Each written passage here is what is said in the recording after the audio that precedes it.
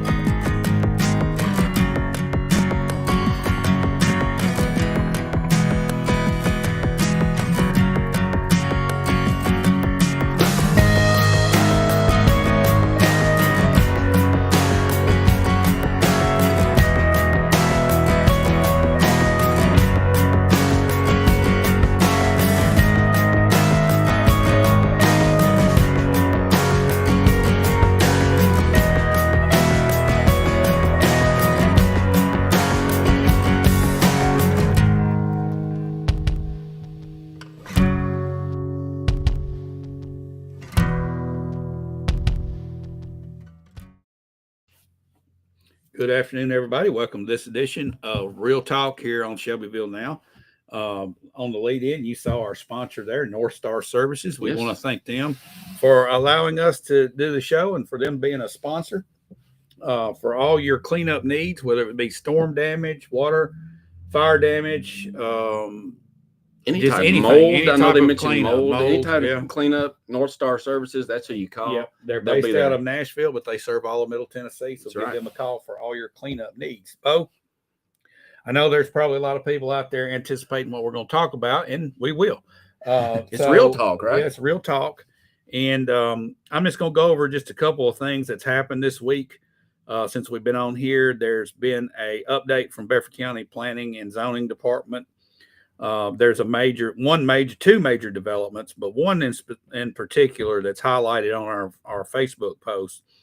There's a second proposed PUD on Shaw Road, and I think this one was initially scheduled to be annexed to the city. Yeah, it was tentatively supposed to be. They were having issues with getting water rights over another property, but now it seems like the owners have chosen to not annex and go through the Bedford County planning process. So the developer desires high density lots. Okay, that's all I need to hear. Yep, right there on the cusp of the city limits. Right, it's right there. Okay, high traffic area. Okay, the other thing was the Bedford County Listening Project. Renters at Bedford Manor Apartment have formed a union to have requests to their landlord. I don't know what exactly, but I know on December the 15th, they're having some sort of press conference to talk about that. Yes. We also had a Bedford County athlete that showed up here with his dad and his mom, and Bill did an interview. Drew Baker at Webb, he signed with Belmont Baseball. Congratulations to him. Congratulations. Okay, and then that gets us to the main topic today of our wastewater advisory committee that was formed back in November by our county commission. Yes. Okay. There were supposed to be 7 members. That's right. Those 7 members were appointed that same night. They were supposed to meet on the 9th, which that would have been what, Tuesday? Tuesday night. Yes. Right before the county commission meeting. Right before the county commission meeting. And they had their first meeting. Now, the county commission, if you go back and look at the video back from November, I think it was November the 11th.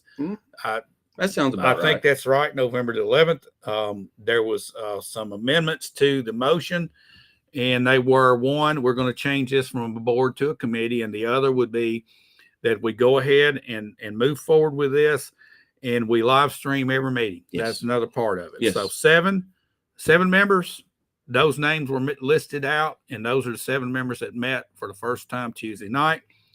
But we had a situation, okay, which it's kind of puzzling. I wrote an article about this talking about it, but we had a 8th member show up. That was introduced by our planning commission chairman and resident agent Jeff Sweeney. He brought another gentleman in that's a local developer, and he was at the table set during the whole meeting. And they went through the proceeds of the meeting, and there was a big pushback on live streaming it. Oh, yes, because that's what they said they were going to do. They said they were going to live stream it.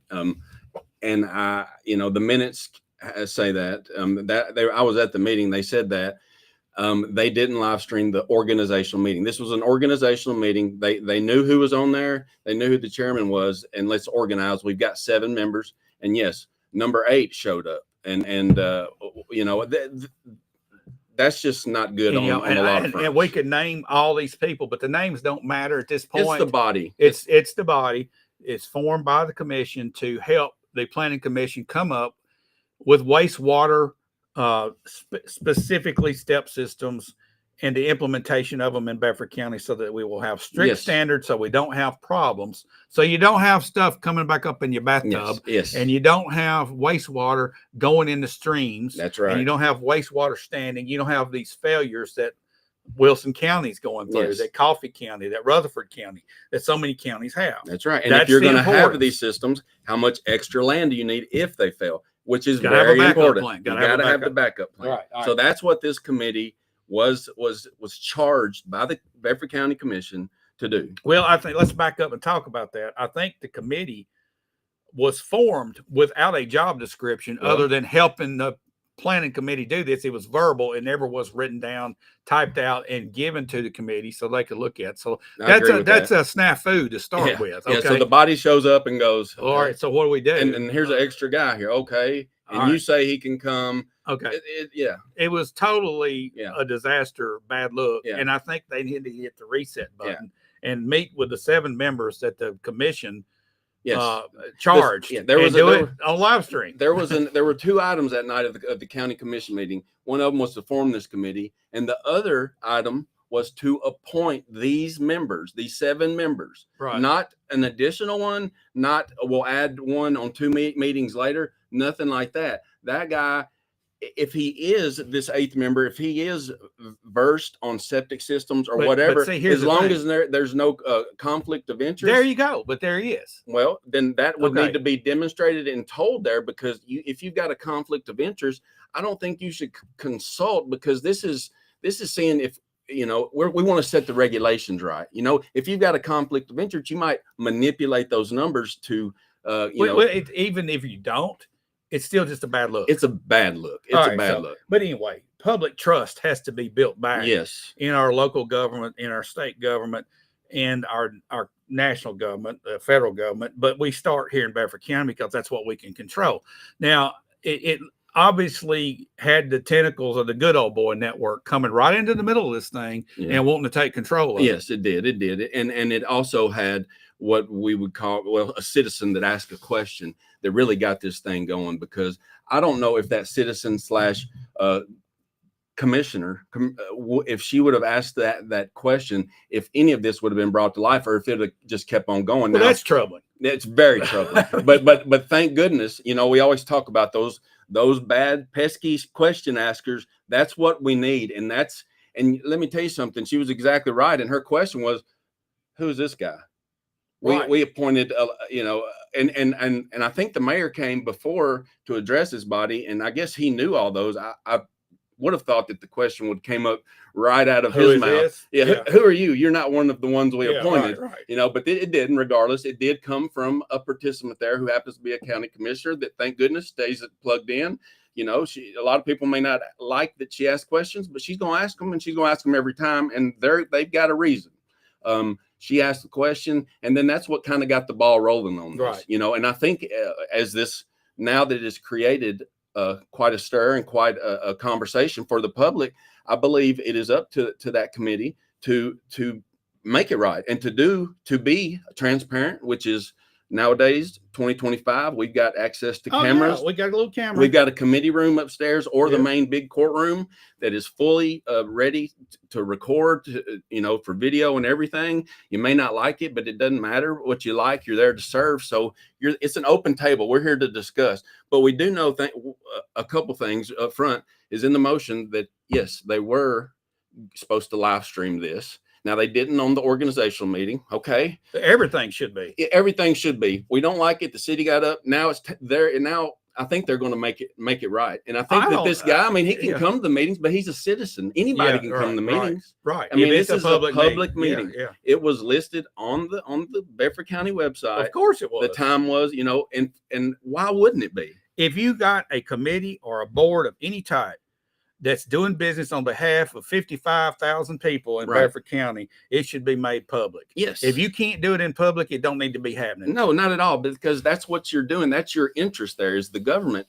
You, is the people, and you're representing your interests are the people. Okay, so I want to get to the crux of this whole thing. Okay, this has to do with people seeing what's going on and asking questions. That's what the whole thing has to do with. Yes, it is. That's why I'm posting this stuff on Shelbyville now, and I'm going to continue to point out these debacles that keep coming up because the citizens of Bedford County need to see this, and they need to understand why it's important and not just go about your merry life. I know everybody's busy. Yes. But this type stuff is what's been going on for years and years and years in Bedford County, decades.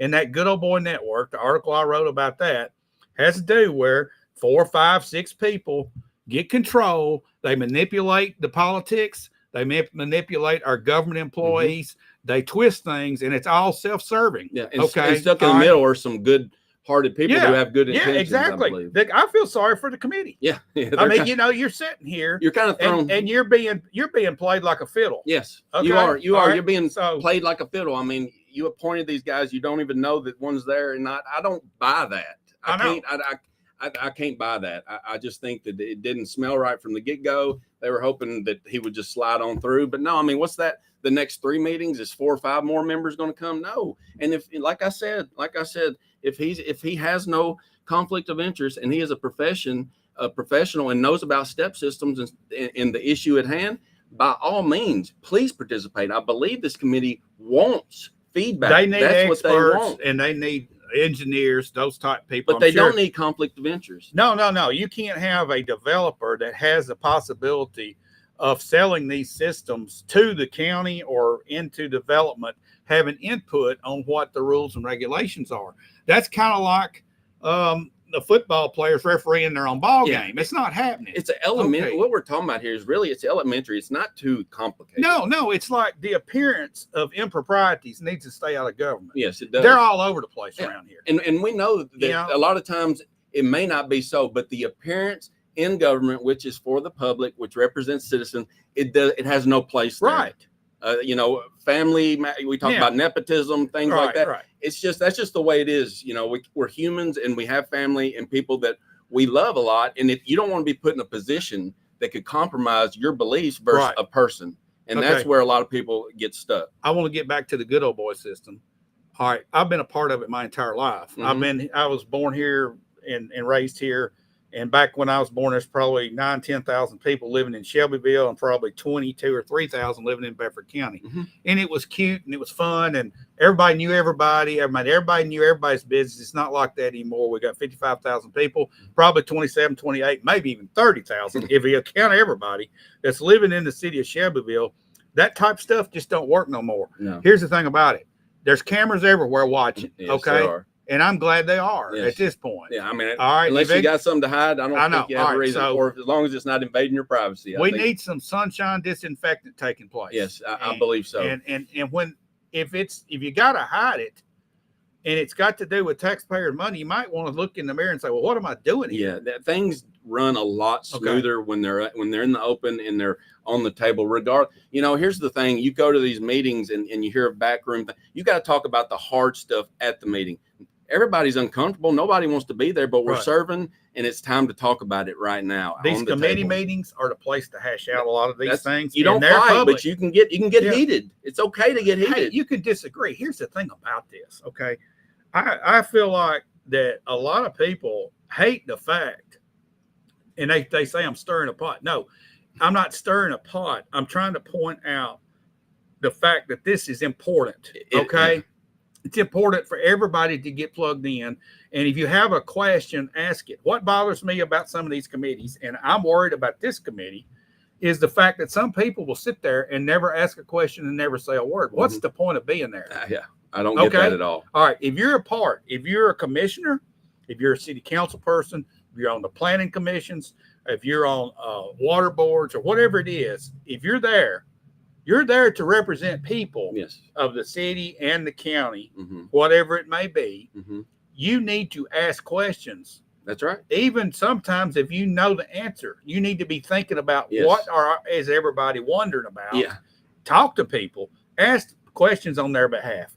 If they're not there at the meeting, and that's another thing, the state made it a law where you have to have public comment period on a lot of these public meetings, the commission meeting and you can speak the city council meeting as long as it's on items on the agenda. Yes, you can speak freely. So there's another level of that now. If people want to ask these questions, they can come right here and ask these questions. Oh yeah, they can. And it's getting seen, buddy. Let me tell you something. There's a lot of eyes that are going on this, and a lot of people are paying attention.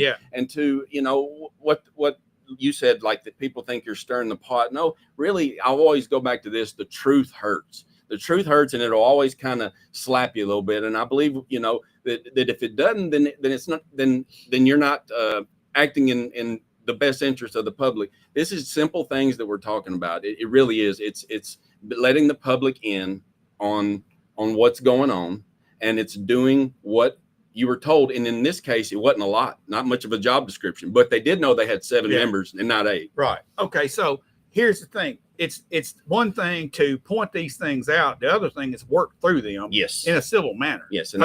Let's not everybody get tore up about this. The people that get tore up about it and fuss about questions usually are hiding something. Yes. You're exactly right, because I don't see any other reason why. It's usually, you hear the guilty dog bark sometimes.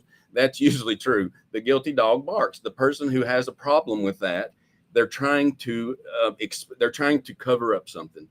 Let it all out in the public. There's some comment out here. Tim Loki talks about the septic installer or pumper, the type of people that need to be there for knowledge.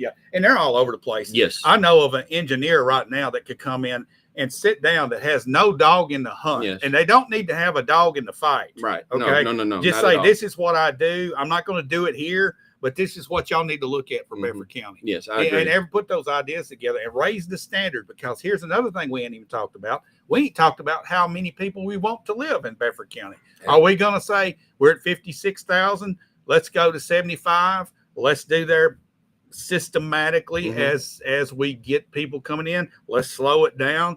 But right now, it's total chaos. It's a dumpster fire and a Chinese fire drill all in one. and this let's not get confused with what this committee's doing. If you're like some people that are just against step systems, this committee is not for against or for. This is to set rules. All right. So here's another thing. Chris Ledbetter says get rid of all of them. I'm gonna disagree with that. I say you get rid of all of those people that get tore up about a question. Yes, that's exactly right. Because their questions. The only dumb question are questions that are not asked. Yes. Okay. Yes. If you got a question, ask it. If you're on a committee, it's like fingernails on a chalkboard. When I hear silence in a meeting, and you got commissioners sitting there that will not speak up, give their thoughts, go to bat for the public. There's some commissioners I've never heard speak. I know. And when I'm serving, I ask questions sometimes that are dumb just to get the ball rolling. Questions get discussion going. It does. Here's another question, and this is kind of off topic. Susie Madison, how many commissioners would drink tap water from the residents? Now, this has nothing to do with tap water other than keeping your wastewater from getting to your tap water. Yes. But I'll say this, no commissioners are drinking the tap water because the commissioners are just like us. We are served whatever the utility companies shoot through the pipes. Yeah. Our commissioners have nothing to do with that other than they can purify it. Yeah, buy a purifier at home, buy a bottle of water. Yeah. They have nothing to do with the no. They have some appointments that go to boards. Yes. But they can't control the water. No, they cannot. Okay. No. Now, what we can do is take a look at how much water we're going to be using by the amount of people that are hooked to the hose. And that's an important question, because that's something, droughts. We've heard, we know the story, we know the worry that's come along. Now they said we're approved for 10 million gallons a day, and that's what our facility here in Shelbyville can hold. What happens when you add more to that? Here's the question. Does anybody out there live in Bell Buckle? All right. Here's the thing. Bell Buckle War Trace has got water issues. Mm-hmm. Bell Buckle gets water through War Trace, which all their lines are leaking everywhere. Yeah. All the joints, they're all old. Yes. Okay. So we got to work through that. But back to my question on how many people do we really want in Bedford County? How many people, if you live in Bell Buckle, do you want to live in Bell Buckle? What do we got now? 1,000, 1,200 maybe? Maybe. It's been steady that. Maybe a few more and out away from the city limits. But do you want 5,000 over there? Do you want to build a big courthouse and have a big city over there? Yeah, I think they've demonstrated in the past they don't want that. I've seen a lot of, they've won no annexations. They've done a lot to keep Bell Buckle, to keep the character of Bell Buckle. And that's what the citizens of Bell Buckle want. And they have that right. That's what I thought. All right. So how many people does War Trace want? How many people did Normandy want? How many people did Pleasant Grove, the community of Pleasant Grove, all these little areas? Okay, you can get the map out and you can look at places that are this is developable. This is developable. Developable with a double B. All right. So, but roughly, if you see what's usable there, you can pretty much project what type of population you can have in there and what we got now. Yeah. Okay. So, are we just going to just leave the gate open, say, everybody come in, as many as we can get in here and pack this thing out? Because we got a limited amount of space. That's all we've got, and a limited amount of usable space. Right. But where the step systems can come in good is some of this non-buildable space we have right now, not flood, but say rocky area. If it can be built on a structure, and if you've got a little bit of a good soil close, then you can, have the stepping system there. How about we just use the good stuff? I'm for that what we got. I'm for you. I'm for that. I mean, that's just a thought. That's a question. But I do see the thought of using the bad stuff, the bad land that you can build a structure on, and then using just a little bit of the good stuff, because the farmers want the good land still. But see, there's this mindset, and I was watching the Andy Griffith show the other night, and the mayor of Mayberry was sitting in the barber chair, and they were bragging in Floyd's barbershop. Yeah, they were bragging about having an underpass built. He said, I'm going to put this place on the map. We're going to be busting at the seams. That's the way every politician thinks they're measured. Yeah. The more people we get here, the better job I've done. That's a big lie. No, I think. How about this? If let's say we get 100,000 people, Bo, where are they going to work? Yeah. Well, Murfreesboro right now. Okay, that's what we're a hotel basically. We're a bedroom hotel. We're a rent a spot. Is that what we want to be? Is this what we want to be? Is this what we will always be? These are just questions. I know, and that's what I'm asking. And I ask myself that, and I like to see a thriving industrial, not an industrial town, but have a strong industrial footprint here. Something that is long lasting, is sustainable, not something like a battery plant or something that could go belly up real quick. Something that's sustainable, that employs Bedford Countyans to live and work here. Well, a battery juice plant or acid factory. Yeah, sorry. That's another topic, that we are looking at. Yeah, they're a component to the battery. We'll say. Yeah, that's it. All right. So it's okay to ask these questions. Yes. And if you do, in the current environment, you're anti-growth, you're a troublemaker, you're stirring the pot. Yeah. Okay. The people that have a problem with that, they're serving Kool-Aid. Yeah, they are. And my choice there is to stand in the corner by myself, if I have to, on the things that I believe in. And that's what asking questions is going to put you. It's going to put you away from the cool club sometime. But I'd rather be the strong man alone than in the Kool-Aid cool club. Yeah. And that's where the questions are going to get you. So be prepared for that. But there are people that'll join. So here's the thing. I love Bedford County. I've lived here all my life. It's grown. The complexion and the atmosphere. I love it. And all that. It's changed a lot in the last 12 to 15 years. Yes. Drastically changed. Yes, it has. We talked about traffic the other day. That's one of the aspects of overpopulation in an area. Yes. And an extreme load on your infrastructure. That's here already. It's here. I was talking to a guy today, Bo, that had some interesting stats. He does this, and he pays for these type of studies because the type of business he's in, he needs to know about population and the shifting of population. And he said that studies are showing that within the next 25 to 30 years, as the baby boomers die off, which they'll be all gone in 20 years. Yeah, that's born in the 50s. Six up to about 63 or 4. Okay. Those people in 20, 25 years, there will be a small number of those people left. Yes. And the group that came up behind them are a smaller group. And it's projected that the population of the United States will decrease by 15% when that plays out. So that means that the need for housing in the United States overall is going to shrink. Yes. Okay. But not so much in Tennessee, because everybody's running to Tennessee because Tennessee's a free state right now. Yes, it is. It is. And there's a lot of rural land left. Right. Okay, so it's left right now. Yeah, right now it is, as we speak. Okay, so that is my question. Are we willing to give up that to go from we were at 7 million. I think we're close to 9 million in the state. Now I have to look that up. That's happened in the last 8-9 years. Yeah. We've grown that much in population. Yeah. We hadn't grown that much in the area, though. No, we're not going to take over Mississippi or Alabama or Georgia. I wish we could. If anything, I think like Lynchburg was annexed from us. We've had stuff taken away from us in the past. Yeah. But you're right, and it's important to maintain what we have. And I don't know how much our current mayor had to do with this, Chad Graham, but during his I would say tenure, our courthouse, and I know he spoke about this, so maybe some has to do with him.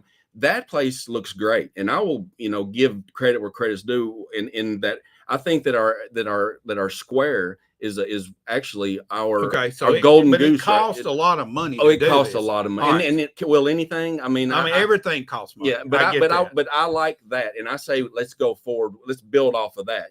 Okay, so what do you do after you've got that?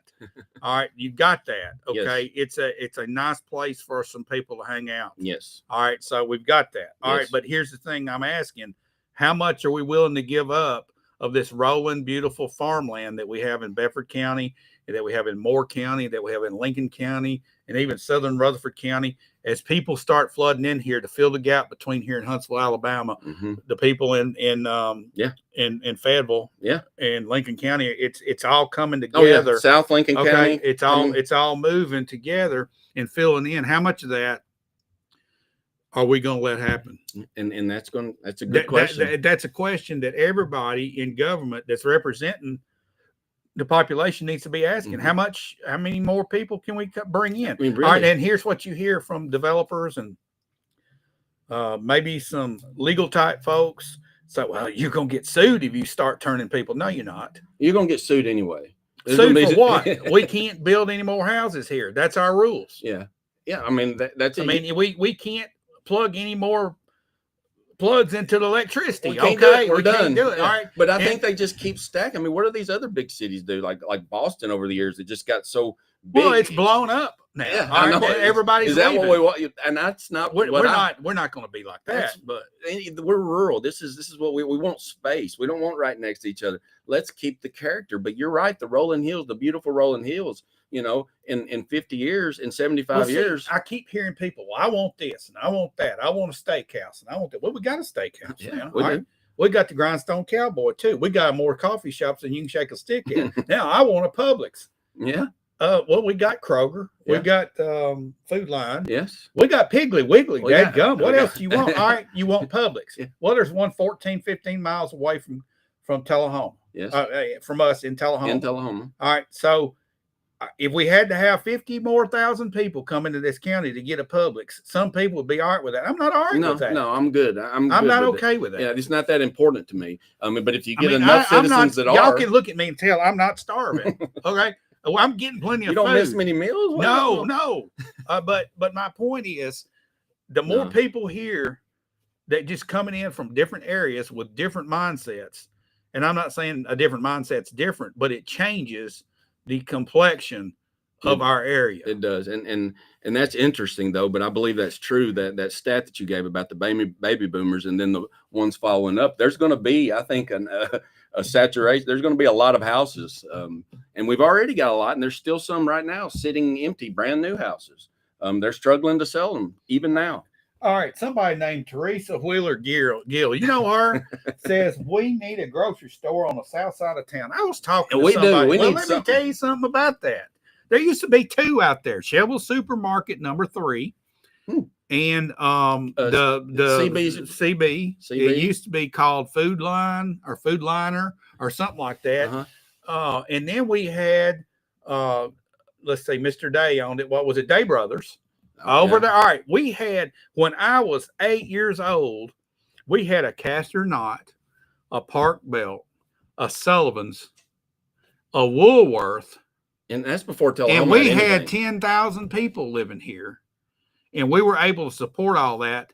Now, we ain't got nothing like that. No. And why not? And ask the question. Why not? That's the question. And Tullahoma got all that, stole it all from us. But no, if you cross the river bridge, you're not going to find a restaurant or a grocery store till you get into Fayetteville, Tennessee. All right. Unless you count Dollar General. Carlton comes in and says, replying to Teresa Wheeler Gill. She says, absolutely. Okay. All right. Why not one of y'all? I vote Teresa. You go out there, start us one. Now you got a Dollar General, for crying out loud. Yeah, they sell pickles. They do. They'll sell everything, but it's always a little smaller, and it's not $1. And they need to change their name. Yes, we're the multi-dollar general. Yeah, right, multi-dollar general. Emily is saying, I'm thinking about the youth, and I want my daughter to stay around here. She is 14 now, but if I want our kids to stay close to home, we need to appeal to them. We will need places for them to live, work, and play. I'm fine with growth, but maybe the rules and regulations need updating because some of these things being built are idiots and don't look thought out. Tip Thompson's Lowry Jeweler, Chuck Glover's talking about. Yeah, I remember Tip Thompson. You could go in there and buy a suit. You don't even hardly see anybody wear you can get fitted up. I remember those. That was just ending in my younger days, but I remember many times going in there and getting fitted. We used to have a place called Burkhart's. That was in the shopping center at Big Screen, right next to the corner drugstore. And you could go in there. It was next to Sullivan's. That was a clothing department store. You could go in there, and it was the trendy teenage, college age place to buy clothes. It was called Burkhart's. There were 2 or 3 around the area. But what I'm trying to say is we had more shopping opportunities with probably a third of the population that we do now. And what happened? A lot's changed to our demographics, Bo. There has been a lot change. I mean, you name those Castor Knotts. You mean tell you what changed our demographics? What's that? Cheap housing. Cheap housing. That came right on the tail ends of the urban renewal projects that were built right in the middle of our town. And that came right around when Tyson Chicken probably came in, I would say. And you got a lot of you need a lot of residents. But all of that were not for people to live that lived here. It brought people in the town. There you go. It sure did. It brought people in, and it changed our demographics. What we had changed. That's what took place. It did. You're exactly right. So and here we are. Your crowd turned into, they're not going shopping at Castner's or Park Belts. And of course, all that changed, and it's changed drastically with all the online shopping we have now. Oh yeah. And that's going to prevent brick and mortar stores. Yes. I mean, the ones we have now are on a thread hanging on. Even in big cities. Yeah. Amazon trucks all over town ain't good for your town. No. I'm just telling you. No. And I'll harp on this. If you're buying junk from Amazon, look twice. I'm telling you, it's killing us. And there's a lot of junk on there, but they got a lot of stuff. I mean, I'm guilty of it myself. It's like the Sears and Roebuck catalog. You remember that at Christmas? Yeah. Oh yeah. It's a book that I used to circle and. Oh yeah, that was the wish book. Is what it was called. The wish book. I remember the wish book. All right, there ain't no wish book no more. You go to Amazon. Yeah, And you know what? The mom and pop store down the road are losing their hind ends because everybody's got these gray trucks pulling up in their driveway every dadgum day of the week. There's no service merchandise to drive to anymore. There's none of those. Toys R Us is gone. The biggest toy store. That's one of the reasons. And that's the way we shop, and that's the way things change. All right, Dylan, we got a lot of comments here. Dylan, Dollar General is my favorite store, and I'm not just saying that because I bought stock in it. Yeah, you are. Yeah, you are. But I'm telling you, the Amazon, I'd much rather go to Dollar General where local people work and buy something than buy something on dadgum Amazon. I mean, a lot of us have no choice. That's the only grocery store close to us. I mean, it's either that, and Dollar General, they have capitalized on that market, that rural market. So good for them. But unless it pays for mom and pop to open back up, which it ain't looking like it is, then that's what we're going to have out there. I mean, I go to Dollar General all the time too. I do. Yeah, Susie Carlton's talking about shopping at the local store. She says we had so much shopping when I was a young teenager. I feel like now people would rather shop at big corporate stores than locally owned boutiques. I mean, we have some great local boutiques, but they're not going to be here if we keep calling for the gray truck with the little blue dash on it. You're right. I'm telling you. Yeah. Okay, I'm not saying I've never ordered from Amazon, but that's not my go-to place. No, I think it's something that's all my last resort. Yeah, because it would affect if someone wanted to go in business here. Yeah. And that's going to kill it automatically. Let alone prices and competition. Yeah, if you want a gift shop in the city of Shelbyville, there's places to gift shop for Christmas. Oh yeah, we've got gifts. We can go to the square. Easy to sit, and what blows my mind is people will spend a lot of money on this phone. Not even go to a computer, but go to their phone and place an order on Amazon, and never even think about all these stores we've got around here. No, and that's something that people really need to think about, because it's a lot easier, or it's a lot better just to go support your own store. It may take a little gas money. You got to get up off the couch. You might have to get ready. Emily makes the point. She was saying this the same time I was. Cell phones have caused a lot of that. People can be at work and still buy stuff online. Yep. They don't go to the store because the majority get off when these places are closed. The reason they're closed is because they don't have nobody coming in. That's it. So it's the chicken or the egg. It is. And it's I get it. I mean, I understand it, but I think if we're more aware of it, then maybe we would. We're going to have more empty buildings. Yeah. I mean, that's just going to. We've got plenty of them, we're going to have more empty buildings. And I'm worried about our public square. Some of the merchants there not making it. No, I know. I'm worried. It looks good, but an empty building don't look good. No, it don't. And they've got to have that commerce, and that depends on foot traffic and people getting out. So we always say, and we're a champion for supporting local. All right, Steve George coming. We need to stop the wastewater. Push the authority is coming back. Give it time. Just look at the lawsuits in Wilson County. Yeah, stormwater is wastewater is a big problem, and that's what we started off talking about, the committee and all that. Yes, we did. And here's the thing, Bo, going back to that and getting off of our topic here for a second, this committee could be a great thing. Yeah. Okay, if it set the guidelines for our planning commission to bring to the commission for a strict guideline on these step systems and these going forward, even the type of septic systems we put in. You're exactly right. You set the bar high. And then you look at it, and then if a development comes along, then you look into it. Maybe it can come down, but just a little bit, but you've got to set the bar high. Here's my thing, and you hear this argument. Well, you're going to make it so high on new homeowners and developers they can't build. Oh, really? That might be what we want. Yeah, well, that could happen, but it's not, you can't build. A lot of this has to do with the extra land with these step systems, that in case it fails, you need that extra land, and developers don't want to buy that. And so we're past the wastewater thing, but Steve, thanks for your comment. Yes, thanks, Steve. Amy Peterson, impacts to the small retailers started way back with Walmart. Yep, they did. Yep. They sure did. Yep, and we've championed handy dandy and in the handy dandy days, and they had it all. There'll never be another handy. And they're the only ones that could compete with Walmart. And I think if they opened today, they would still have a great. Well, they following. would, because it's too daggum aggravating to go in Walmart and go wait on yourself. Oh, it is. All right, all these stores now that they've taken and run out all the small mom and pop shops. They won't even put cashiers out anymore. You got to check yourself out. Yeah, and I don't even ask for help anymore. Okay, so, and we're forced. It's almost like we are now programmed that's where we go to get everything. And now it's Amazon on the phone. Yeah. Eventually, Amazon and Walmart will merge. Yeah. Is my prediction. I think that would be probably a good forecast. But I'm not for.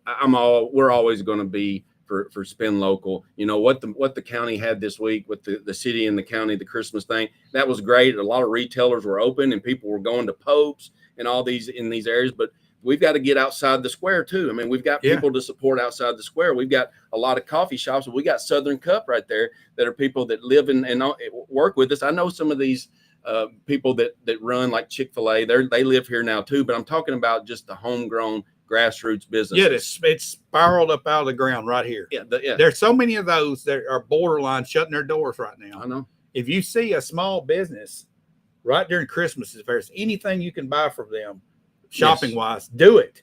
Don't call the dadgum gray truck up. It's worth the extra money, because even if it is, and sometimes you may find out it's not quite as expensive after you pay the shipping, and sometimes there's hidden fees involved online. But I don't even worry about prices. I mean, if you've got the same thing here, it's not going to be that far out of line. No, it shouldn't. But I know some people really do watch penny pinch, and that might be one reason why. But what I'm saying is, I think it's not that much more. If you really go try, if there are some people that are not buying local because they think it's more expensive, why don't you try it out? Maybe it's been a while. Maybe you'll find out it's not as expensive. And do this, though. Don't go in a store and say, can you match Amazon's price? Yeah, don't do that. No. That's not cool. Don't be that guy. Ain't cool. Don't be that guy or gal. You know, I get if you've got a coupon that can be matched, I get it. But Amazon, I mean, you can't compete with it. You don't even know if it's real what you're getting. I mean, first of all, what are you going to get? Where's it from? I don't know what I'm buying from Amazon. I bought some good stuff from Amazon, and so I bought some junk from Amazon. So, I mean, guilty right here. Oh, yeah. But I'm with you. The blue truck, they're white. Sometimes they rent the trucks. Sometimes they've got an old UPS truck painted as an Amazon truck. All these now that I'm seeing, these gray Sprinter looking vans. Yeah, you're seeing a lot of these. That seems to be the good thing. Yeah. All right, Susie Carl, North Main Marketplace has a lot of good gifts, and you can get a great lunch at Emmy's while you're there. That's 100% true. There you go. Emmy's is a great place. Great place to go. You can go. And you got all these local things. Right now, it's a spotlight for them. Some of them, it's make or break from now to Christmas. Yeah. And some of them might not make it. That's right. So it's up to us. I know we can't eat out or go buy all the time, but when we do, let's stay here. Let's support our neighbors, and let's get to know them. We may not know them. Let's get to know them. All right, guys. We're going to get out of here, and we're going to say thanks again to North Star Services, our sponsor of the show today. North Star is based in Nashville, and they do cleanup services for water damage, smoke damage, fire damage, mold, mildew, whatever it is you've got. All over southern middle Tennessee. It's North Star Services. They're on our website. We appreciate y'all participating today. We had really good feedback, and we're going to continue to talk about this good old boy network. The good old boy network. And we're going to talk about asking questions, getting engaged, get active, and understanding what's going on in your community, because it affects you. Everything that's going on, this wastewater thing affects you. Yeah. Even if you live in the city, it affects you. Yes, you're a county resident in the city. Don't forget that. That's right. And it's going into that same water hole going back in. That's right. It concerns us all. We're going to talk some more about this on the weekend wrap up. Josh has got a lot of facts and figures that we're going to go over. As always, we're going to go over a lot of meetings that's taking place this week. We encourage you to be here Saturday morning at 10 a.m. If you can't be here, of course, it's live streamed and it will be replaying. So also this show will be replaying nonstop. So share it with your friends, and we want to encourage your feedback. And we thank you so much for being a part of today's show. Yes, we'll see you again on Monday.